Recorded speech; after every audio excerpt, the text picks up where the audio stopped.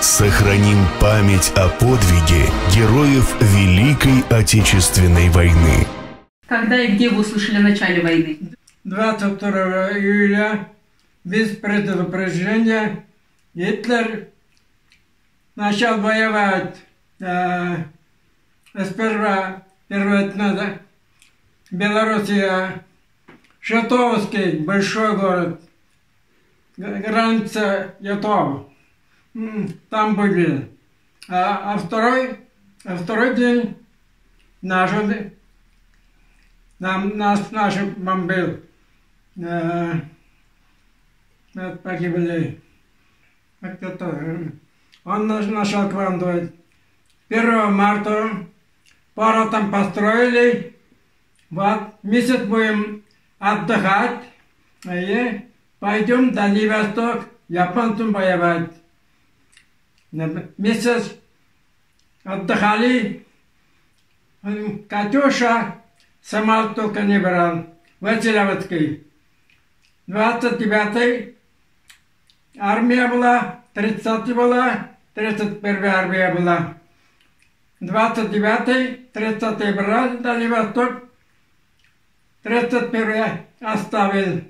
Через Польшу вышла Германия на Первый Украинский фронт. А мы там месяц, больше месяца ничего не делали.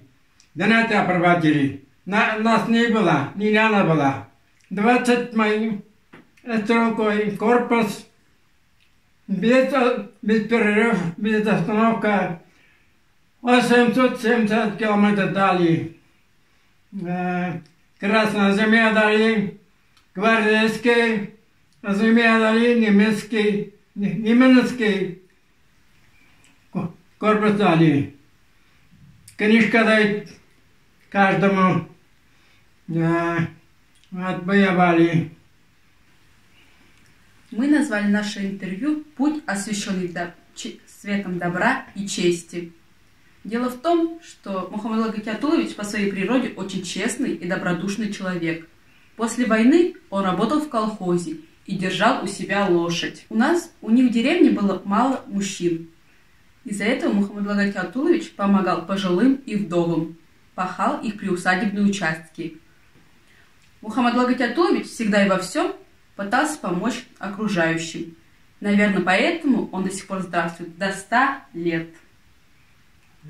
Его путь освящен светом добра и чести. Мухаммад Лагатиатулович, чтобы вы на сегодняшний день пожелали нашему подрастающему поколению? Чтобы война никогда не была, спокойно учились, жить нормально. Спасибо большое. Да. Спасибо вам огромное. Спасибо за мир на земле. Спасибо за победу. И спасибо за то, что уделили нам время. Сохраним память о подвиге героев Великой Отечественной войны.